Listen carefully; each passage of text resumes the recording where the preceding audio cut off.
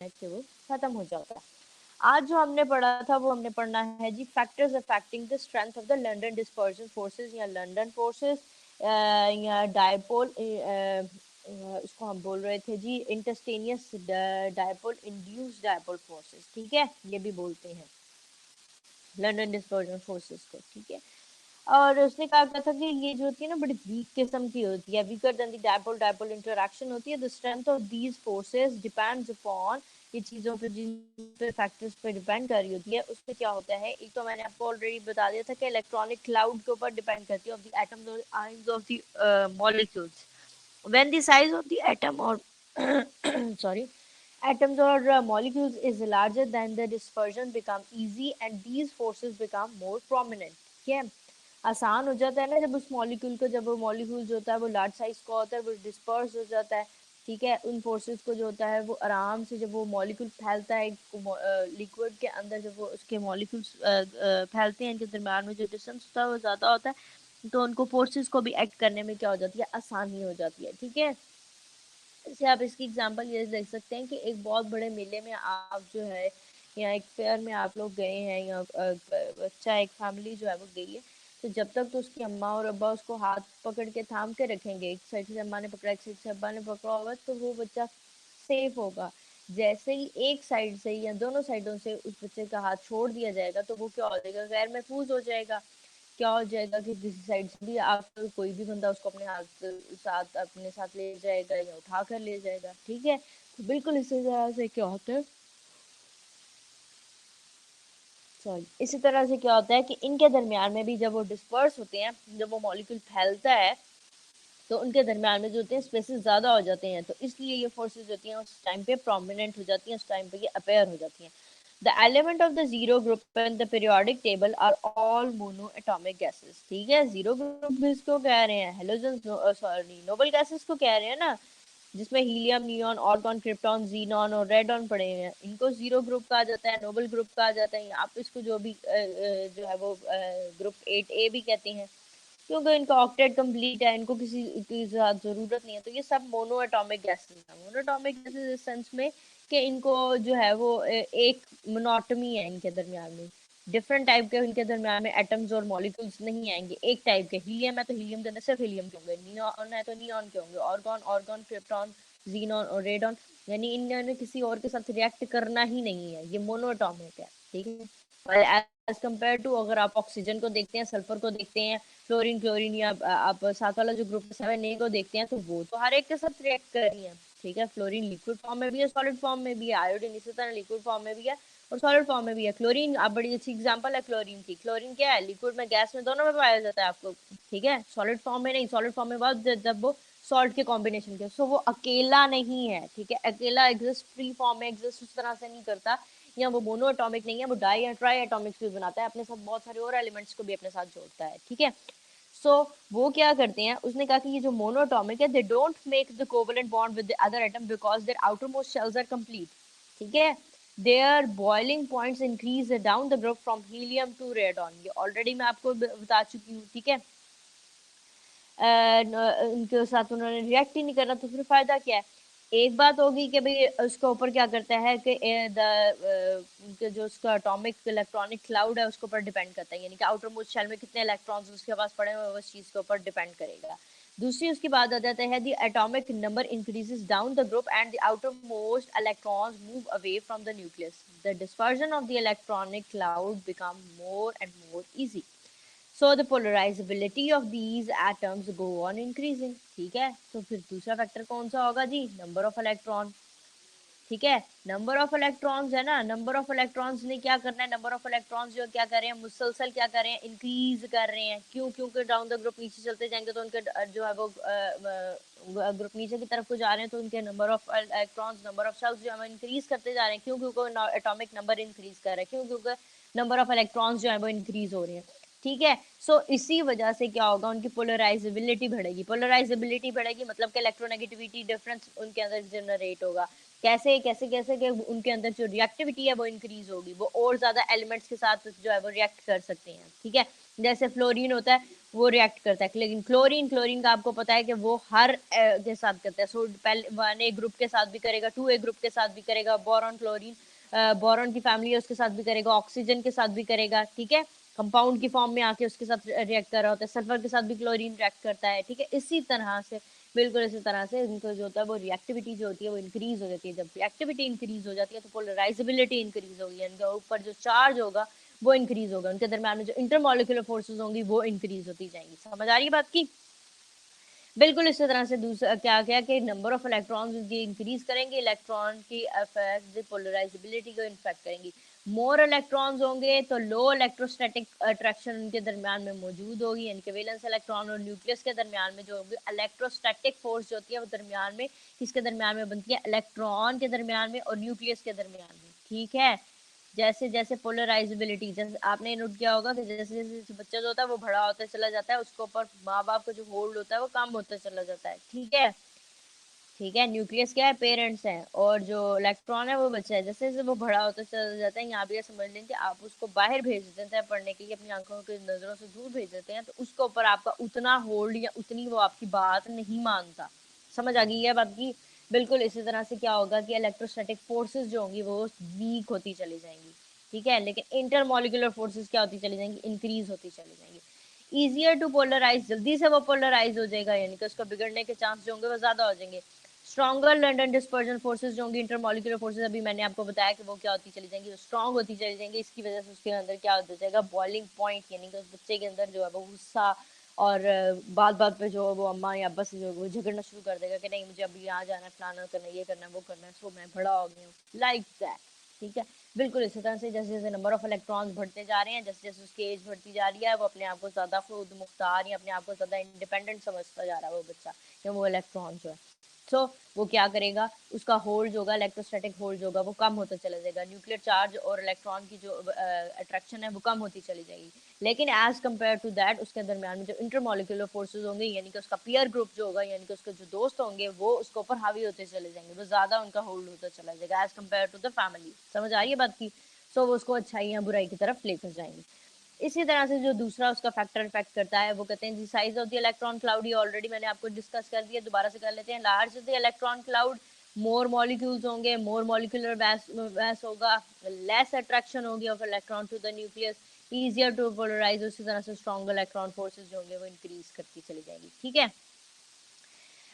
आगे उसने बात की है, अच्छा एक और जो थी वो इसके अंदर हमने बात की, पोलराइजेबिलिटी जो होती है वो क्या होती है, क्वांटिटी होती है, measure of the extent to which the electron cloud can be polarise और डिस्टॉर्टेड, ठीक है। ये तो मैं आपको पहले बता चुकी हूँ कि वो इलेक्ट्रॉन जो होगा वो डिस्टॉर्ट करेगा या पोलराइज करेगा, कितना ज्यादा जो है वो नेगेटिवली चार्ज होता है या पॉजिटिवली चार्ज होता है, ठीक है।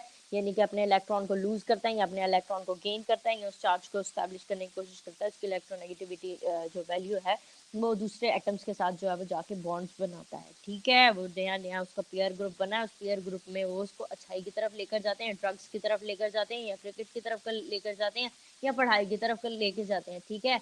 अच्छी आदतों की तरफ लेकर जा रहे हैं या बुरी आदतों की तरफ, so that is your polarisability. उसके बाद when we say that the species atom molecule or an ion is polarized, it means that temporary poles are created, ठीक है। अच्छाई और बुराई उसको दोनों नजर आ रहे हैं, अट्रैक्शन उसको दोनों में फील होगी कि यार इस थोड़ा सा टाइम जो है ना वो मैं क्रिकेट को थोड़ा ज्यादा दे देता हूँ, तो उसमें मैं अपना करियर जो है वो बना लूंगा, लेकिन अगर मैं थोड़ा सा पढ़ लूंगा तो मैं कुछ और बन जाऊंगा, ठीक है। सो उसके पास दोनों रास्ते हैं, दोनों के पास उसके पास दोनों अट्रैक्शंस हैं, ठीक है। This is possible if electronic cloud can B disperse और डिस्ट्रॉटेड, तो डिस्पर्स भी हो सकता है और डिस्ट्रॉट भी हो सकता है, टूट भी सकता है और फैल भी सकता है। फैल इस सेंस में कि वो क्या करेगा, फ्लरिश करेगा, उसमें मेहनत ज्यादा करेगा। अगर वो कहता है कि मैंने क्रिकेट में अपना करियर बनाना है तो वो क्रिकेट को जो है वो प्रमोट करेगा। क्रिकेट की एग्जांपल इसलिए दे रही हूँ, आजकल PSL चल रहा है, वो फुली क्या आप लोग देख रहे होंगे, ना देखें तो अच्छी बात है, देखना इट्स योर टाइम। सो आप आपकी अपनी चॉइस है, आप देख सकते हैं, 3 से 4 घंटे ज़ाया होते हैं खैर, लेकिन अगर हाईलाइट्स देख लें तो वो ज़्यादा बेटर होती है। क्या लेंगे?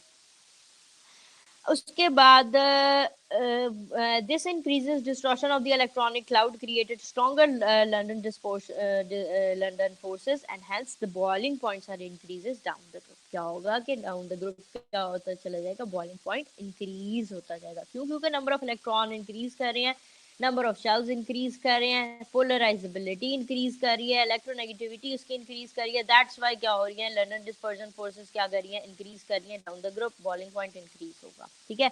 Similarly the boiling point of the halogen family को अगर इसके कंपैरिजन में रखें तो हैलोजन फैमिली आपको पता है कि जिसको हम क्या कहते हैं, हैलोजन फैमिली जो है वो होती है, वो है जी 7A।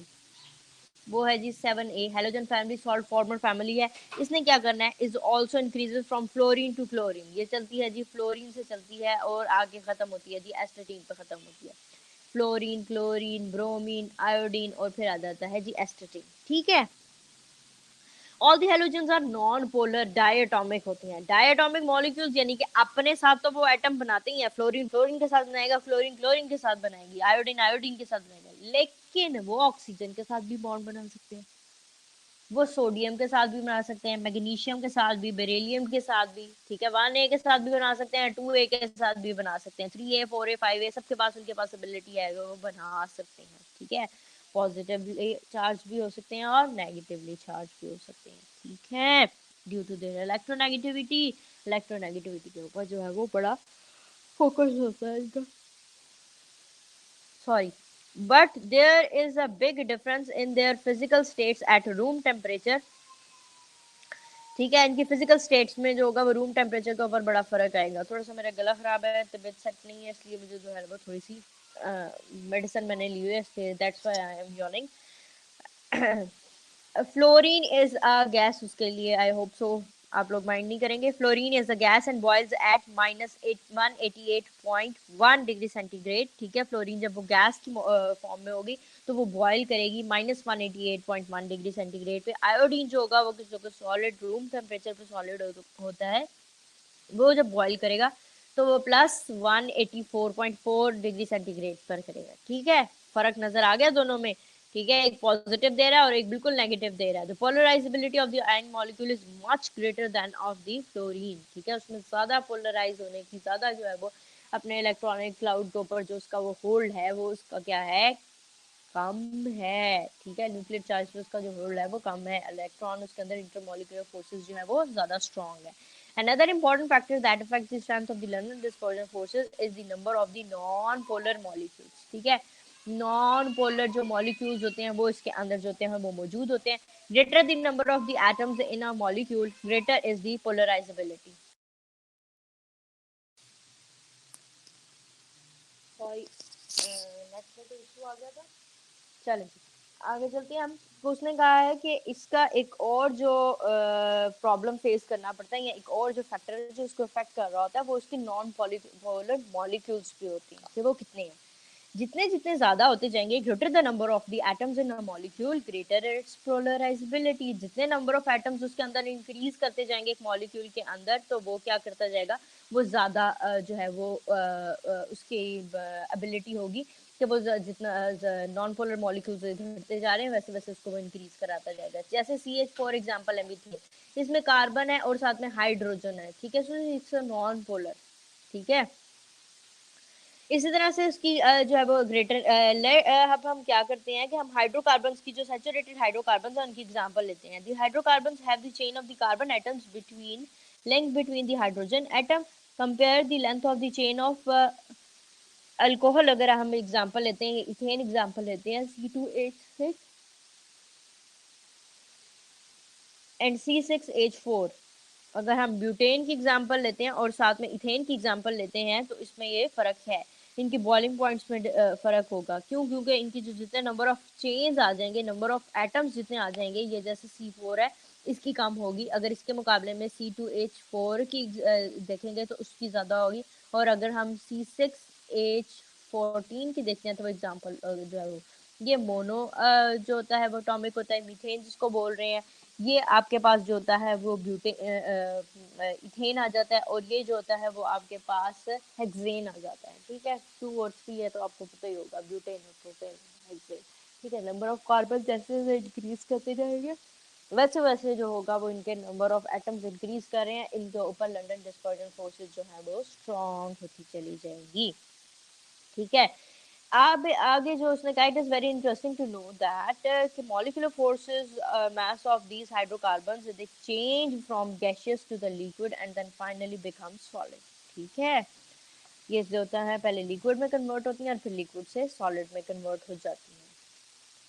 हाइड्रोजन बॉन्डिंग, अब उसने क्या कहा था कि the shape of the molecules also affect the London dispersion forces. ऐसे कि अगर स्किनी सा छोटा सा मॉलिक्यूल होगा and heptane tends to have the stronger, तो उनके अंदर जितना वो छोटा होगा उतना उसके अंदर लंदन डिस्पर्जन फोर्सेस जो होंगी वो ज्यादा होंगी as compared to that of the short one.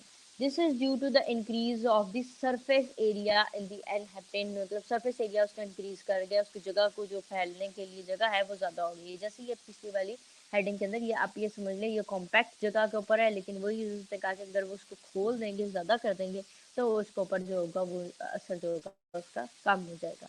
ये बिल्कुल इसी तरह से है कि ये न्यूक्लियस है, न्यूक्लियस के अंदर जो मैंने आपको एग्जांपल दी थी, वैसे ये न्यूक्लियस है, ये इसके जो है वो इलेक्ट्रॉन्स इसके के जो है वो पड़े हुए हैं।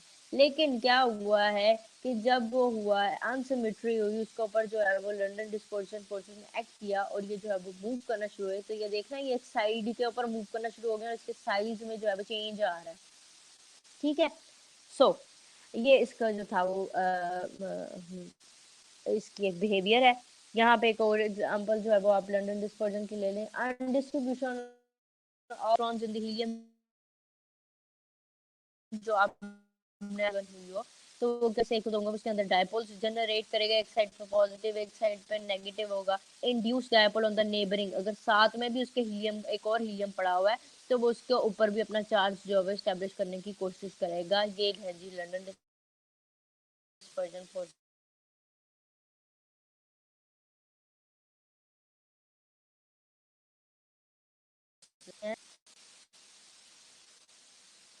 आगे है जी हाइड्रोजन बॉन्डिंग। हाइड्रोजन बॉन्डिंग क्या होता है? Hydrogen bonding is the electrostatic force of attraction between a highly electronegative atom and partial positive charge hydrogen atom। ठीक है, ये तो एक बड़ी केमिकल और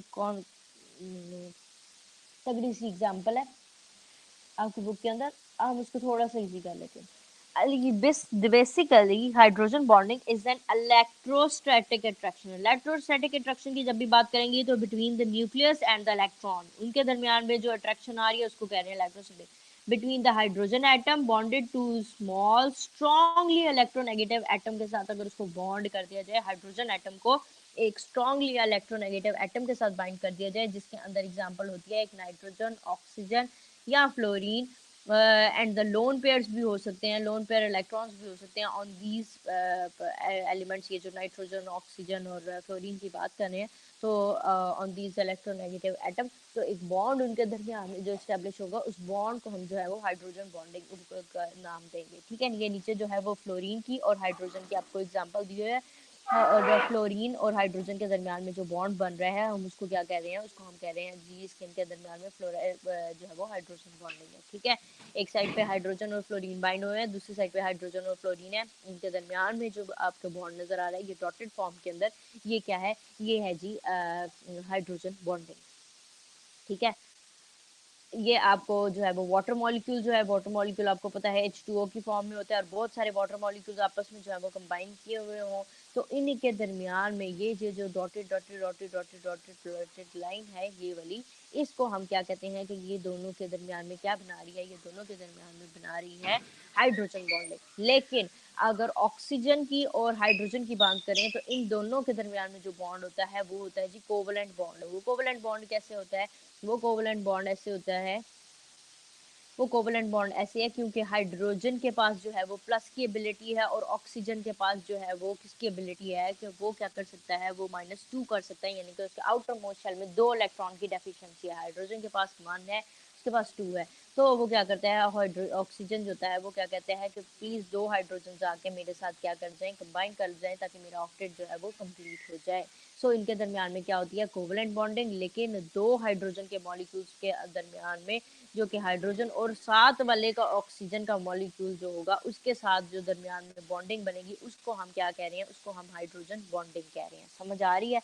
ये क्या कर रहा है, ये याद रखिएगा, ये the electrostatic force of attraction है इंटरमोलिकुलर फोर्स ही है, लेकिन ये इलेक्ट्रोस्टैटिक फोर्स ऑफ अट्रैक्शन है between the nucleus and the electron, यानी कि इलेक्ट्रॉन किसका होगा, हाइड्रोजन का, ऑक्सीजन का, और हाइड्रोजन का क्या होगा, वो उसकी न्यूक्लियर चार्ज होगा जो उसको उसको अपनी तरफ, उसके इलेक्ट्रॉन को अपनी तरफ खींच रहा होगा, ठीक है। आगे हम बात कर लेते हैं हाइड्रोजन बॉन्डिंग इफेक्ट्स क्या होते हैं। अच्छा, थोड़ा सा हम हाइड्रोजन बॉन्डिंग को जो है वो और थोड़ा सा एक्सप्लेन कर देते हैं कि हाइड्रोजन बॉन्डिंग जो होती है, हम इसकी एग्जांपल, हमने वाटर मॉलिक्यूल की एग्जांपल ली है। ऑक्सीजन इज मोर इलेक्ट्रोनेगेटिव, हम ऑलरेडी आपको बता चुके हैं पिछली वाली स्लाइड के अंदर कि जो वाटर होता है वो ज्यादा जो होता है वो क्या होता है, ऑक्सीजन जो होता है वो ज्यादा क्या होता है, वो होता है इलेक्ट्रोस्टैटिक या इलेक्ट्रोनेगेटिव होता है, ठीक है, इलेक्ट्रोनेगेटिव होता है as compare to the hydrogen. So water is a polar molecule, polar molecules होते हैं, पोल्स बनते हैं कि नहीं, पॉजिटिव स्लाइटली जो नेगेटिव और स्लाइटली पॉजिटिव, इसका ऊपर चार्ज जो है वो एस्टेब्लिश हो रहा है कि नहीं हो रहा, ठीक है, पोल्स की तरफ मूव कर रहे हैं, पोलर है। और एक और जो आपको बताई थी कि इसके अंदर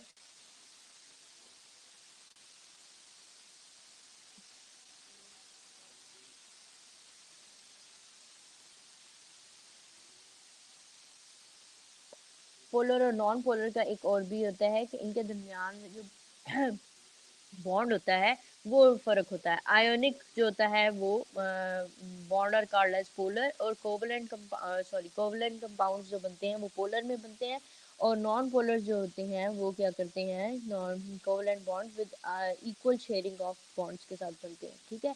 ये थोड़ा सा आप कह सकते हैं कि ये इनके अंदर जो पोलर्स के पास एबिलिटी होती है, पोलर्स जो होते हैं वो क्या करते हैं, पोलर के पास कोवलेंट बॉन्ड भी उनके दरमियान में बनता है, लेकिन तकरीबन शेयरिंग से बनाते हैं, शेयर करके बनाते हैं, ट्रांसफर करने की कोशिश करते हैं। अनइक्वल डिस्ट्रीब्यूशन नहीं होती है, लेकिन जो नॉन पोलर होते हैं उनमें इक्वल डिस्ट्रीब्यूशन होती है एक जैसे उसके ऊपर में, यानी कि एक जैसे नॉन पोलर के अंदर आप ये समझ लें कि नाइट्रोजन ही अपने तीन उसके साथ जो है वो बॉन्ड बना रहा होता है, लाइक दैट, उसको नॉन पोलर के एग्जाम्पल देते हैं, ठीक है। Hence, there will be a dipole-dipole interaction between the partial positive charge of the hydrogen atom and partial negative charge oxygen atom. Actually, hydrogen bonding is something more than the simple dipole-dipole interaction. Firstly, oxygen atom has two lone pairs.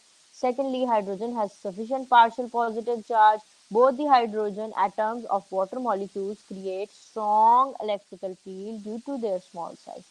The oxygen atom of the other molecules links to form a coordinate covalent bond with the hydrogen using one of its lone pair of electrons. Already मैं आपको बता चुकी हूँ कि इसके पास जो lone pair छोटे छोटे दो ये पड़े हुए हैं, उन्हीं को जो है वो कह रहा है कि वो रिएक्ट करा दें कि हाइड्रोजन के साथ अपने साथ कह रहा है कि मेरे साथ आके जो है वो कंबाइन कर दे, और उस कम्बिनेशन के साथ जो है वो एक बॉन्ड, एक ब्रिज बनता है इलेक्ट्रोनेगेटिव ऑक्सीजन का दो हाइड्रोजन के साथ, और ये एक बॉन्ड जो है वो इस्टेब्लिश होता है। उसी तरह से हाइड्रोजन बॉन्डिंग जो होती है वो fluorine, oxygen, nitrogen and rarely chlorine के साथ जो होती है बनाती है। The strength of the hydrogen bonding is generally 20 times less than that of the covalent bond. Covalent bond के comparison में वो less जो होता है वो strong होती है, ठीक है। It is not advisable limit to hydrogen bonding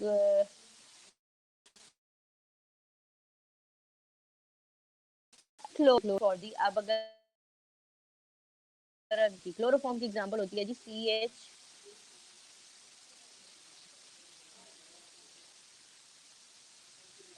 CH3, chloroform है CH3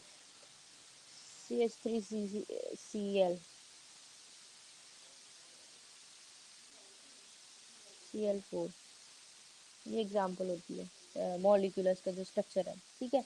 CH3Cl4 hydrogen bond chloroform, ठीक है। क्लोरोफॉर्म जो होता है ये सिंपल क्लोरोफॉर्म है, आपको उसमें यूज होता है, तो इसके दरमियान में भी वही अट्रैक्शन है, फोर्स ऑफ अट्रैक्शन, या आप ये समझ लें कि ये जो हाइड्रोजन है ये किस क्लोरीन के साथ बाइंड हो रहा होता है, CH3, और ये इनके दरमियान में ये हाइड्रोजन बॉन्डिंग, और ये Cl4, ठीक है।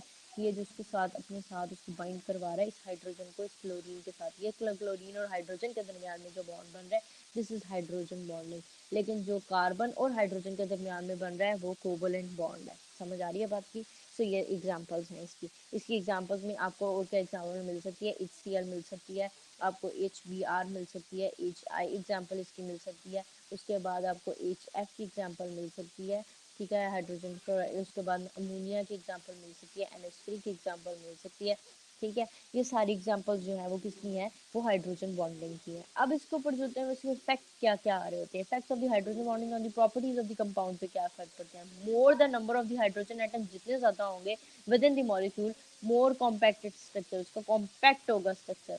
लेकिन जैसे आइस में वाटर की हाइड्रोजन बॉन्डिंग पानी की तो बहुत अच्छी होती है ना, क्रिस्टल बनता है कि नहीं, उसका बड़ा प्यारा सा क्रिस्टल बनता है, ये इसने एग्जांपल दिया है। लिक्विड में होगा तो कुछ ऐसा होगा, लेकिन जैसे ही वो सॉलिड में कन्वर्ट हो जाएगा उसके जो क्रिस्टल की शक्ल है वो चेंज हो जाएगी, ठीक है, वो क्रिस्टल बन जाएगा। लेकिन जब वो लिक्विड में होगा तो उसकी इतनी प्रॉपर शेप नहीं होगी है, ठीक है। लेकिन जैसे ही वो सॉलिड में आ जाएगी, ये हेक्सागोनल स्ट्रक्चर आपको नजर आ रहा है, ये बेंजीन का एक स्ट्रक्चर रिंग फॉर्म बन रहा है, लेकिन ऐसा स्ट्रक्चर आपको इसमें नहीं नजर आ रहा। आपको ये ऊपर नीचे जिगजैग लाइक स्ट्रक्चर बचपन में पहाड़ियों वाला स्ट्रक्चर बनाते थे ना, ऐसे ऊपर नीचे ऐसे वाला जो स्ट्रक्चर है वो लिक्विड में नजर आ रहा है। लेकिन वही चीज जो है वो सॉलिड में कॉम्पैक्ट हो जाएगा, क्योंकि इसके नंबर ऑफ हाइड्रोजन जो है वो ज्यादा हो जाएंगे। जब वो ज्यादा हो जाएंगे तो वो ज्यादा कॉम्पैक्ट स्ट्रक्चर जो है वो बन जाएगा, ठीक है। हाइड्रोजन बॉन्डिंग जो होती है वो दो तरह की होती है, एक होती है इंटरमॉलिक्यूलर बॉन्डिंग्स के दरमियान, यानी कि टू मॉलिक्यूल्स के दरमियान में होती है,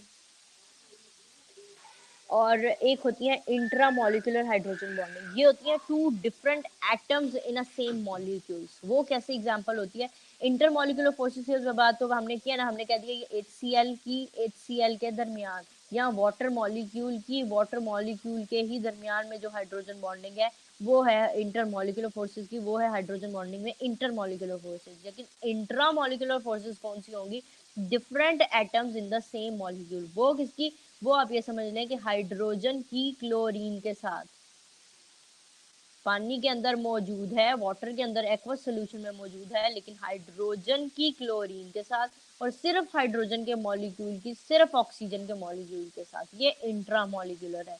और जब हम इंटरमोलिकुलर की बात कर रहे हैं, वहां पे हमने एग्जांपल आपके पास एक और भी रखी थी, हमने कहा था जी उसमें CH3Cl4 की एग्जांपल हो सकती है, इसका हाइड्रोजन के साथ भी है और इसी का आप ये समझ लें कि कार्बन के साथ भी है।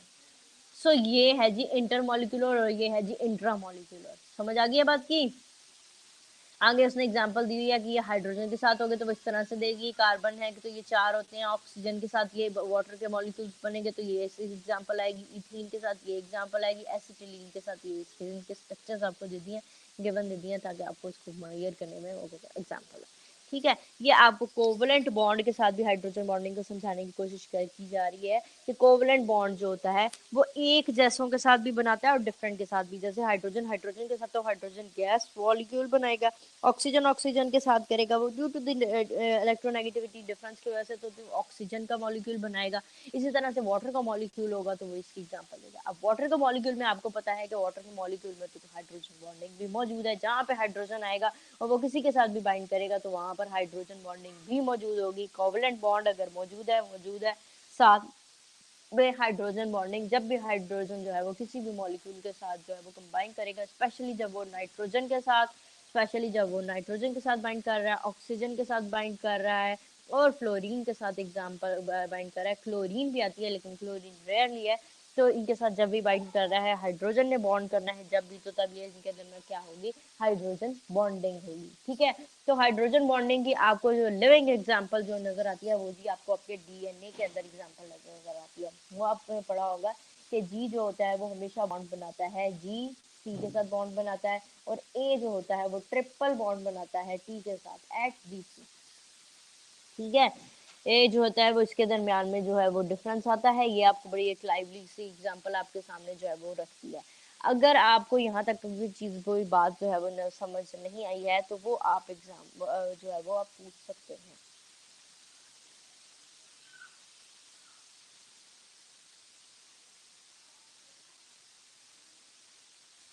ठीक है। आगे चले।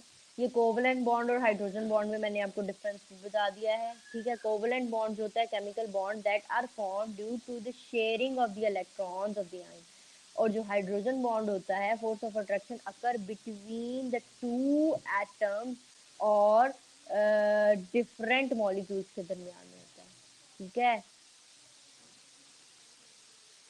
ये ड्यू टू द शेयरिंग की वजह से बन रहा है, और ये अकर बिटवीन द टू एटम्स और टू मॉलिक्यूल्स के दरमियान में है। उसके बाद इंटरमॉलिक्यूलर, ये क्या है, इंटरमॉलिक्यूलर केमिकल बॉन्ड है, और ये इंट्रामॉलिक्यूलर केमिकल बॉन्ड होता है, हाइड्रोजन बॉन्डिंग। ये form between the two atoms, दो के दरमियान में बनता है, और ये क्या बनता है, टू एटम्स और डिफरेंट मॉलिक्यूल। एटम्स के दरमियान में भी बनेगा, एक जैसे भी हो सकते हैं, दो मुख्तलिफ एटम्स भी हो सकते हैं, और डिफरेंट मॉलिक्यूल्स के दरमियान में भी है। एक को HCl कह लो, एक को वाटर कह लो, या एक को आप कह रहे हैं कि हाइड्रोजन फ्लोराइड या एसीटोन है उसके अंदर, या उसके अंदर क्लोरोफॉर्म है, ठीक है। तो इस तरह से उनके दरमियान में हाइड्रोजन बॉन्ड होगी। आगे बॉन्ड स्ट्रॉन्गर होगा, vary from 100 to 1100 kilo joule, मतलब इसकी एनर्जी इतनी जा सकती है, और इसकी 5 टू 50 किलो जाउल तक की एनर्जी जा सकती है, इससे ज़्यादा नहीं होता। सो मैंने आपको पहले ही बताया था कि वो कितना ज़्यादा वीक है और वो कितना ज़्यादा स्ट्रॉन्ग है। अच्छा जी, ये वाटर का मॉलिक्यूल मैं आपको दोबारा डिस्कस कर रही हूँ कि इसमें क्या है, hydrogen bonding between the to water molecules. ये दो वाटर मॉलिक्यूल्स के दरमियान में जो है वो बॉन्ड बना हुआ है। The positive poles of water molecules is attracted to the negative poles of the other, forming a hydrogen bond। ये इनके दरमियान में हाइड्रोजन बॉन्ड बन रहा है। ये जो बन रहा है ये क्या है, ये हाइड्रोजन बॉन्ड है, और ये वीकर होता है as compare to that bond that is known as the covalent bond. ये कोवलेंट बॉन्ड था, और ये जो बनता है ये बनता है, ये जी है हाइड्रोजन बॉन्ड बनता है, ठीक है। उसके अलावा जो आपके पास एग्जाम्पल आती हैं, वो एग्जाम्पल आती हैं जी, hydrogen bonding present in the molecules of the ammonia. Ammonia आपको पता है जी, हम NH3 को कहते हैं। अगर आप इसको थोड़ा सा खोल लें तो वो कुछ ऐसे बन जाता है, एक हाइड्रोजन यहाँ होती है, एक हाइड्रोजन यहाँ होती है, और एक हाइड्रोजन यहाँ होती है। इसी तरह से स्लाइटली नेगेटिव चार्ज इसके ऊपर होगा, slightly positive charge, slightly positive charge, और स्लाइटली पॉजिटिव चार्ज इधर हाइड्रोजन के ऊपर, ठीक है। हाइड्रोजन फ्लोराइड ये आपको दिखा दिया है। The molecules of hydrogen fluoride join with each other in a zigzag manner, ठीक है। जब आप इसका स्ट्रक्चर पढ़ेंगे तो ये कुछ ऐसे ऐसे ऐसे ऐसे ऐसे ऐसे क्राउन शेप लाइक स्ट्रक्चर जो होगा वो बनेगा। बिल्कुल इसी तरह से मैंने आपको बताया कि लिक्विड जब होगा पानी के अंदर, जब पानी लिक्विड स्टेट में होगा तो तब ये जिगजैग स्ट्रक्चर बनाएगा। लेकिन जब यही वाटर का मॉलिक्यूल जो है वो सॉलिड स्टेट के अंदर चला जाएगा, आइस क्यूब में चला जाएगा, तो वो टेट्रागोनल या टेट्राहीड्रल स्ट्रक्चर जो है वो बॉम्ब बनाएगा। बहुत ही कॉम्पैक्ट सा स्ट्रक्चर बनाएगा। जितने नंबर ऑफ मॉलिक्यूल्स हाइड्रोजन के अंदर एटम्स ज्यादा होंगे एक मॉलिक्यूल के अंदर, उतना वो स्ट्रक्चर क्या होगा, कॉम्पैक्ट होगा, उतना वो स्ट्रक्चर जो होगा वो मजबूत होगा। इसी तरह से जो है वो exceptional low acidic strength of the hydrogen fluoride molecule, हम क्या, हमें एक बड़ा फेमस जो है ये आप लोगों का यहाँ से सवाल बनता है कि हाइड्रोजन फ्लोराइड जो है, ये हाइड्रोजन फ्लोराइड जो है वो एज कंपेयर टू इट्स, जो फर्दर उसके हैं जो hydrogen fluoride, hydrogen bromide, hydrogen iodide है, उसके अंदर वो जो होता है उसकी एसिडिक प्रॉपर्टी क्यों कम होती है एज कंपेयर टू बाकी जो हाइड्रोजन फ्लोराइड है, ब्रोमाइड है, आयोडाइड है, वो ज़्यादा अच्छे एसिडिक और जो है वो हेलाइड्स बनाती हैं, लेकिन ये इतना अच्छा एसिडिक स्ट्रेंथ इसके अंदर मौजूद नहीं है, ठीक है। वो क्यों नहीं है, बिकॉज ऑफ द स्ट्रॉन्ग इसके अंदर जो होती है वो क्या है, हाइड्रोजन बॉन्डिंग है। आपको फिर बता देती हूँ कि हाइड्रोजन ने जो है वो हमेशा बॉन्ड जो है वो नाइट्रोजन के साथ, ऑक्सीजन के साथ, और कौन है जी इसके साथ, फ्लोरीन, और कभी कभार जो है वो रेयरली क्लोरीन के साथ लाजमी बनाना है, और इनके दरमियान में जब भी बॉन्ड बनेगा तो हाइड्रोजन बॉन्ड होगा। ये फ्लोरीन के दरमियान में बन रहा है, यहाँ से ये फ्लोरीन हाइड्रोजन और फ्लोरीन के दरमियान में बन रहा है, ये बॉन्ड बन रहा है। ये जो है ये बड़ी ही स्ट्रॉन्ग किस्म की हाइड्रोजन बॉन्डिंग है। दैट्स वाई जो होता है उसकी एसिडिक प्रॉपर्टी जो होती है वो क्या हो जाती है, लेस हो जाती है। एसिडिक प्रॉपर्टी क्या है, जिसके अंदर हाइड्रोजन आइंस जो होंगे वो ज़्यादा होंगे। हाइड्रोक्सल आइन किसके अंदर ज़्यादा होंगे, जब हाइड्रोक्सल आइन वो पीएच है बेसिक लेवल की, ठीक है, बेसिक लेवल की। अगर तो वो क्या होंगे, 7 से नीचे नीचे होंगे तो वो बेसिक करेक्टर देंगे, लेकिन वही जो पीएच है अगर इंक्रीज कर जाएगी तो वो क्या हो जाएगी, 7 से ऊपर जाएगी तो वो एसिडिक होगी, ठीक है। सो इसमें भी क्या हो रहा है कि नंबर ऑफ हाइड्रोजन जो है वो एटम, हाइड्रोजन के एटम जो है वो फ्लोरीन के साथ बाइंड कर गए हैं, तो वो फ्री नहीं पड़े हुए हैं। जब फ्री नहीं पड़े हुए तो उसका एसिडिक करैक्टर जो है वो डिक्रीज कर जाएगा। समझ आ रही है बात की?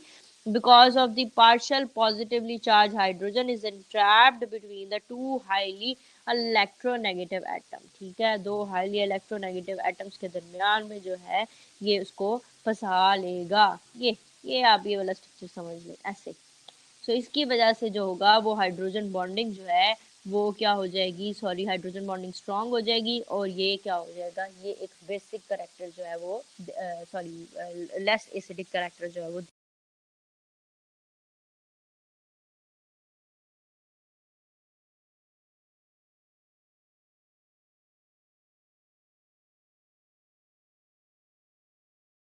होता है, वो हाईली इलेक्ट्रोनेगेटिव है। दैट्स वाई इसकी जो है वो जो है वो एसिडिक प्रॉपर्टी जो है वो उसमें लेस होती है एज कम्पेयर टू इट्स बाकी जो ग्रुप के मेंबर्स हैं उनके कंपैरिजन में। ठीक हो गया। अब यही वो आपको बाद में बता देते हैं कि ये कोवलेंट बॉन्ड यहाँ मौजूद होता है और ये हाइड्रोजन बॉन्ड यहाँ मौजूद होता है। ये वही वाटर का मॉलिक्यूल है। ये है दरमियान में ऑक्सीजन, ये है जी यहाँ पे हाइड्रोजन, ये भी यहाँ पे हाइड्रोजन है। ठीक है, ये अब किसके दरमियान में, ये एक मॉलिक्यूल की फॉर्म में पड़ा हुआ है ना, मॉलिक्यूल की फॉर्म में पड़ा हुआ है। ये एक हाइड्रोजन है, ये एक वाटर का मॉलिक्यूल है, ये एक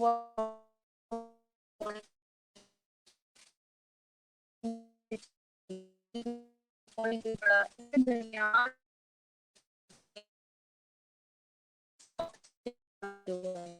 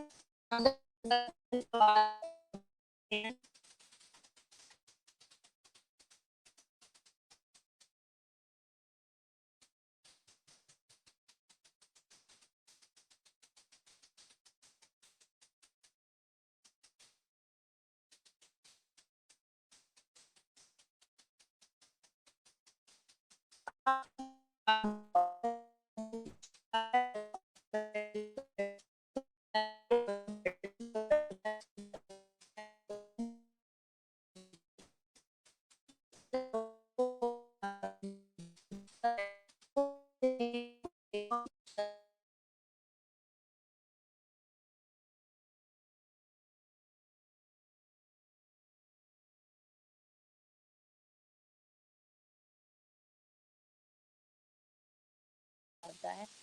अब आपसे एक और सवाल पूछा था, what type of intermolecular forces will be dominated in the following liquids. Ammonia, ammonia example किसकी है, अमोनिया के अंदर एग्जांपल किसकी बनती है, जो जिगजैग स्ट्रक्चर लाइक बनता है, वो अमोनिया का हमने NH3 की एग्जांपल दी थी।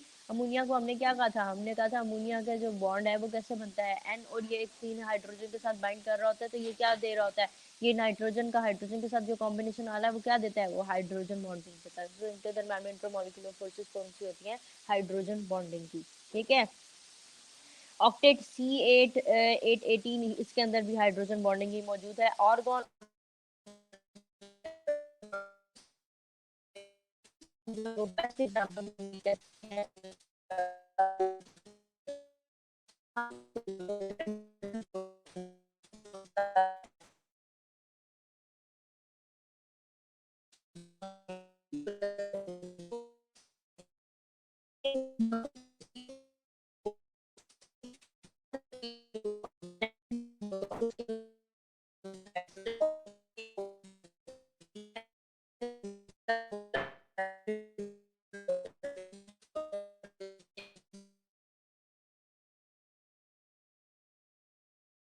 फोर्स मौजूद होगी, वो हमेशा हाइड्रोजन बॉन्डिंग होगी। मेथनॉल, मेथनॉल के अंदर भी हाइड्रोजन बॉन्डिंग होगी। ठीक है, प्रोपेन के एग्जांपल नीचे उसने ब्यूटेन, ये सारे दिए हुए हैं। वेरी सिमिलर मॉलिक्यूलर मासेस इनके हैं। List them in the expected order of the increasing boiling point. Answer, explain your answer. Yes, आप इनको क्या करेंगे, जैसे जैसे इनका नंबर ऑफ जो एटम है वो इंक्रीज होता जाएगा वैसे वैसे। अब ये प्रोपेन है, इसके अंदर CH3COCH3 है।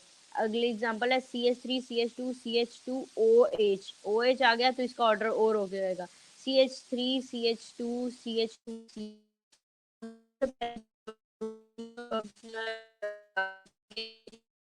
ओ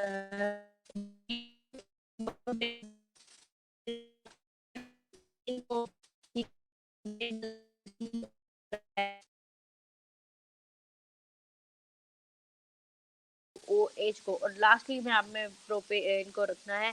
ठीक है, उल्टा चलेगा ब्यूटेन, प्रोपेनॉल और फिर प्रोपेन को रखेंगे। ठीक है, इसलिए क्योंकि because of their hydrogen bonding, जैसे जैसे क्योंकि उनके दरमियान में कार्बन और नाइट्रोजन का जितना बॉन्ड स्ट्रांग होगा, हाइड्रोजन बॉन्डिंग उतनी ज़्यादा क्या होगी, स्ट्रांग होगी। नंबर ऑफ हाइड्रोजन बॉन्ड जितना ज़्यादा होगा, तो पहले वाले जो लास्ट है ब्यूटेन, उसमें सबसे ज़्यादा नंबर ऑफ हाइड्रोजन है जो कि कार्बन के साथ बाइंड कर रही है, और कार्बन हाइड्रोजन जो है वो फिर कार्बन के साथ बाइंड करके कोवलेंट बॉन्ड बना रहे हैं। ठीक है, तो वो पहला, सॉरी, पहला ब्यूटेन आएगा, फिर प्रोपेनॉल आएगा, और फिर प्रोपेन आएगा। Hydrogen chloride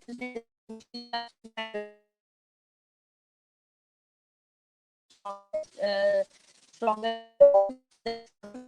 or the longer hydrogen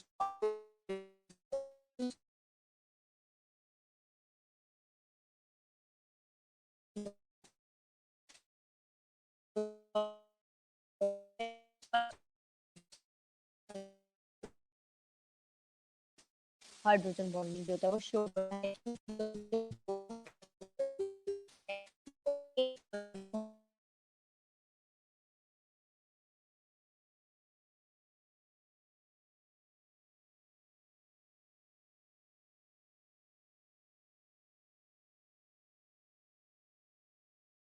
तो लिक्विड में होगा तो वो zigzag लाइक स्ट्रक्चर होगा, लेकिन जैसे जैसे क्या हो जाएगा वो सॉलिड होता चला जाएगा, बर्फ टेम्परेचर डाउन होता चला जाएगा, वैसे वैसे वो सॉलिड के अंदर कन्वर्ट होता जाएगा, तो उनके दरमियान में जो स्ट्रक्चर होगा वो स्ट्रॉन्ग होता जाएगा। मॉलिक्यूल्स के दरमियान में नंबर ऑफ हाइड्रोजन इंक्रीज करते जा रहे हैं, तो वो एक हेक्सागोनल स्ट्रक्चर जो है वो बना लेगी। जब हेक्सागोनल स्ट्रक्चर बना लेगा तो वो क्या हो जाएगी, आइस का जो स्ट्रक्चर है वो उसको पूरा का पूरा वाटर को जो है ऊपर वाली सरफेस को जो है वो कवर कर लेगा, कॉम्पैक्ट कर लेगा, ऊपर से जोड़ देगा।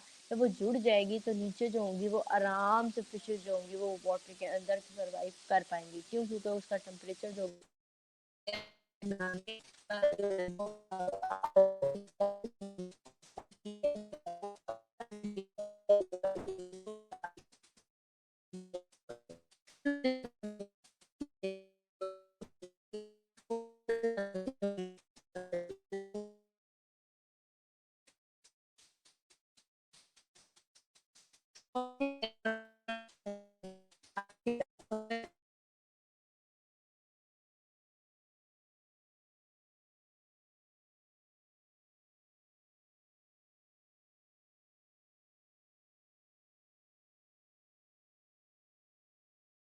water and ethanol can mix easily in all proportions.